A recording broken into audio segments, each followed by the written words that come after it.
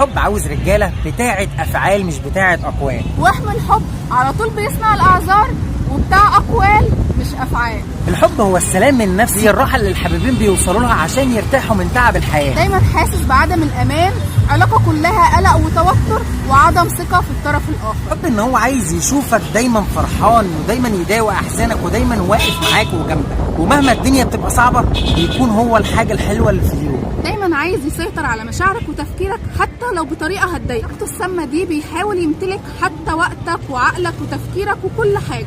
الحب بيفهم وبيحاول يحل المشكله دي، يجعر على الفاضي، بيعطي قيمه للمشاعر وبيفهمها. دايما يوهمك انك بتاع مشاكل ونكره دي لو حاولت بس انك تعبر عن نفسك او عن احتياجاتك. الحب هو الوضوح في الحياه، ممكن تكونوا انتوا الاتنين مختلفين بس في الاول وفي الاخر طريقكم واحد وانتوا الاتنين ماشيين في نفس الطريق. دي ما فيهاش وضوح تماما، ولا انت عارف هي رايحه فين ولا هترسى عليه. بيظهر دايما وما بيقفلش على مشاعره حتى لو ليه نقط ضعف بيظهرها للطرف التاني. المشكله لما يقع في الغلط، بس دايما عارف طريق العوده، ما بيقعدش يكابر في الغلط. سواء في الغلط بقصد او من غير قصد عمره ما بيعتذر، ولو اعتذر هيبقى بس عشان يمشي اموره.